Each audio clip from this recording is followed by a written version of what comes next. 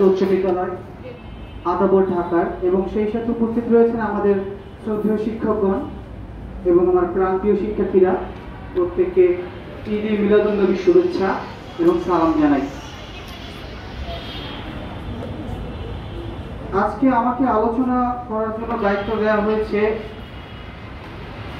আসলে এত ছোট কাছে এত বড় একটা গুরু দায়িত্ব দেওয়া হয়েছে, এটা আসলে আমি আমার মতো চেষ্টা করব। আমি আমার সিনিয়র শিক্ষক যারা আছে তারা আমার অনেক উপরে, আমি প্রতিদিন তাদের কাছ থেকে শিখি, তাদের চরণধুলি আমি শিরে ধারণ করে আজকে আমি এগিয়ে যাব। আমার ইচ্ছা যে আমি আজকে আমার মাথায়, আমার মেধার মধ্যে যতগুলো জ্ঞান আছে, যতগুলো কথা আছে, আমি তোমাদের সেই ব্ল্যাঙ্ক যেই ব্রেইন, সেখানে আমার যতটুকু সম্ভব আমি আজকে দেওয়ার চেষ্টা করব।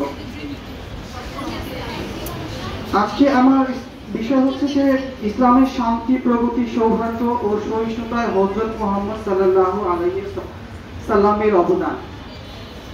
প্রিয় নবী হযরত মুহাম্মদ সাল্লাল্লাহু আলাইহি ওয়াসাল্লাম এই সকল বিষয়গুলোই তার সারাটা জীবনে প্রতিফলিত হয়েছে, আমাদেরকে শিখিয়ে গেছেন, এবং এগুলো আমরা কিয়ামতের আগ পর্যন্ত শিখব। তবে আজকে আমাদের যে মূল আলোচ্য বিষয় যে ঈদে মিলাদুন্নবী, আমি আজকে একটু শুরুর দিক থেকে আলোচনা শুরু করব। এই যে আমাদের নবী আসলে আমাদের কাছে কতটা মূল্যবান।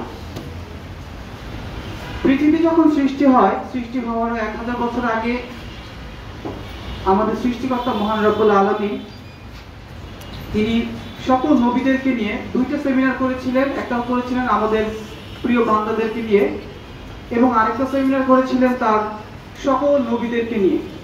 তখন থেকেই, সেই সেমিনার থেকেই তিনি আমাদের শেষ নবী এবং বিশ্ব নবী হযরত মুহাম্মদ সাল্লাল্লাহু আলাইহি সাল্লাম যে শেষ নবী হয়ে আসবেন, সেই ডঙ্কা বাজাচ্ছিলেন। এখানে ডঙ্কা বলতে কি বোঝায়?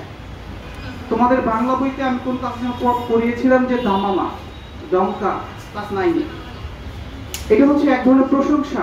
তিনি একদম প্রকাশ্যে ঘোষণা না করলেও তিনি তার প্রিয় নবী হযরত মুহাম্মদ সাল্লাল্লাহু আলাইহি ওয়াসাল্লামকে পৃথিবীতে পাঠাবেন, তার পেয়ারা হাবিব। সেই পাঠানোর যে প্রশংসা তিনি সেই পৃথিবী সৃষ্টির 1000 বছর আগের থেকে তিনি সেখানে জানিয়েছিলেন। এবং তারপর প্রথম নবী হযরত আদম আলাইহিস সালাম আসলেন, হাওয়া আলাইহিস সালাম আসলেন। তারা একটা ভুল করলেন, ভুলের কারণে তারা শাস্তি পেলেন, পৃথিবীতে আসলেন। পুরো পৃথিবী অন্ধকারাচ্ছন্ন ছিল।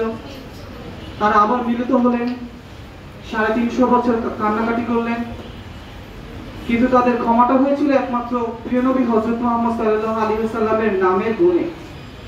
তখন আল্লাহ তাআলা জিজ্ঞেস করেছিলেন যে আসলে তোমরা এই নাম কোথা থেকে শুনলা? তখন আদম আলাইহিস সালাম বললেন যে আল্লাহ, তুমি যখন সৃষ্টি করেছিলে আমাদের তো তুমি তখন জান্নাতে রেখেছিলে। আমি তখন জান্নাতে প্রতিটা দেয়ালে, আরশে এবং প্রতিটা দেয়ালে, প্রতিটা জায়গায় আমি এরকম তোমার নবী হযরত মুহাম্মদ সাল্লাল্লাহু আলাইহি ওয়াসাল্লাম এর নাম আমি দেখেছিলাম, কিন্তু ইনি কে এটাতে তিনি তখনও জানতেন না। তার নামের গুণে তারা দুজন ক্ষমাপ্রাপ্ত হন, এবং পুরো পৃথিবী তখন অন্ধকারাচ্ছন্ন থেকে সূর্য ওঠা শুরু হয়, আলোকিত হয়। এইভাবে চলতে চলতে প্রতিটা নবী ধাপে ধাপে পৃথিবীতে আসলেন।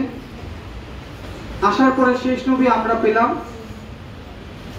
আমাদের এই শেষ নবী যে আজকে মিলাদুন্নবী, এই মিলাদুন্নবী সম্পর্কে কবি কাজী নজরুল ইসলাম যেটা বলেছিলেন তার জন্মদিন নিয়ে, তোরা দেখে যা মিনা মায়ের কোলে, তোরা দেখে যা মিনা মায়ের কোলে, মধু পূর্ণিমারি শেখা চাঁদ দোলে, মধু পূর্ণিমারি শেখা চাঁদ দোলে, যেন উষার কোলে রাঙা রবি দোলে, তোরা দেখে যা মিনা মায়ের কোলে।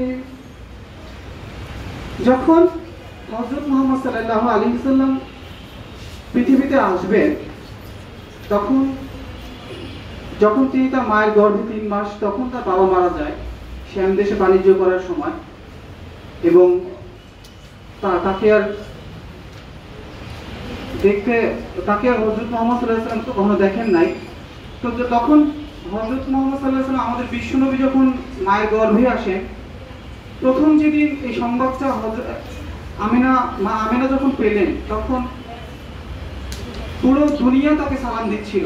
ঘরের দেয়ালগুলো, আকাশ জমিন, 12 জন নবী তাকে এসে সেদিন রাতে সালাম দিয়েছিল।